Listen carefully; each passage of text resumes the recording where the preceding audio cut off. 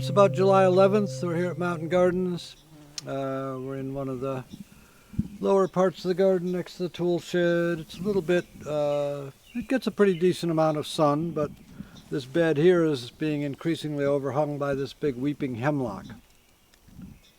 So back under there used to be quite a strong bed of Monarda didyma, the plant we want to look at, bee balm, or also known as wild bergamot. We'll just push some of this Anna's goldenrod out of the way. What do we have down here? Oh, adenophora. So this is just sort of getting towards the end of its bloom period. We want to grab it now while we can. Quite showy, very much favored as an ornamental perennial.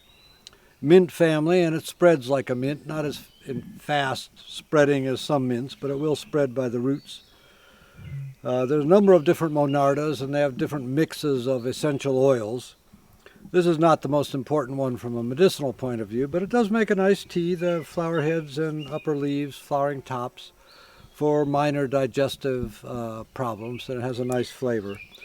One of its names is bergamot, and people think that it is the bergamot of Earl Grey tea, but my understanding is that that's a totally different bergamot. That's something in the citrus family, a sort of semi-wild orange from which an essential oil is extracted, and that's what's used to flavor the Earl Grey tea. So don't expect your bee balm tea to taste like Earl Grey, because it's not gonna.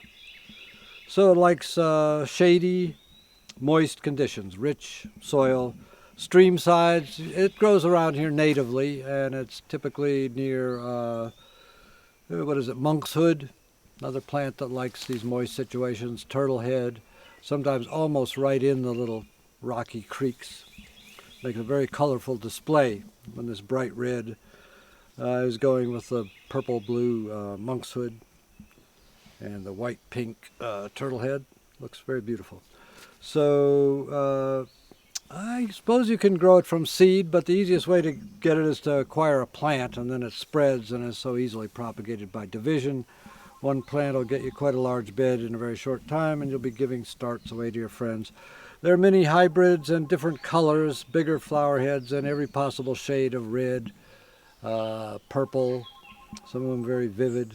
This is the true species, and it's a nice enough color for me. I don't need anything more, but there is a lot of variation available. Okay, it's July 11th afternoon. This has been in bloom for a little while. It's another Monarda. So we just filmed Monarda didyma. This one is Monarda punctata. Similar medicinal uses. Increases perspiration, benefits the digestion, minor digestive complaints. It's a flowering top you'd use. And once again, as with didyma, it's grown sometimes as an ornamental. This is really a very nifty flower.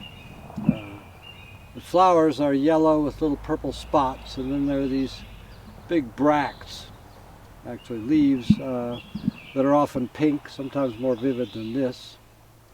And several whorls going up the stem. So Monarda punctata, similar uses to the didyma, sort of a mint thyme aroma. They all have different mixes of essential oils.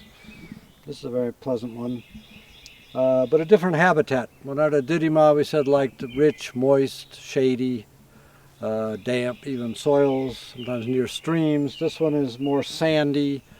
And this is not a native plant here in the mountains. This is most common down on the coastal plain, stretching up into the Piedmont. You wouldn't find it in the mountains. It might last for a year or two. It's perennial, but a relatively short-lived perennial. And in my experience, it does not spread by the roots the way didyma, the bee balm, does. But perhaps in a different environment, it would behave differently. So just a nice ornamental to grow and use for minor digestive problems. It'd be the flowering tops that you'd use. And full sun. These were grown from seed, planted last year. So this is their second year. And they're looking very nice. This is essentially one plant here, looks like, maybe two. It's made a huge, big spreading crown. It's the middle of September. And this is the last of the Monardas we want to look at. We looked at Monarda didyma, bee balm, and Monarda punctata a couple months ago. This one blooms rather late, so mid-September. This is wild bergamot, Monarda fistulosa. Is one of the most useful ones, quite aromatic. This grows on the edge of woods, dryish situations, thickets and so on. And about this size, 2 to 3 feet. Fairly easy to propagate from seed, so it's mint family. So this has a variety of uses. It contains a lot of essential oils, carvacrol, geraniol, rosmarinic acid, a lot of antioxidants, has antibacterial properties, worm expelling properties.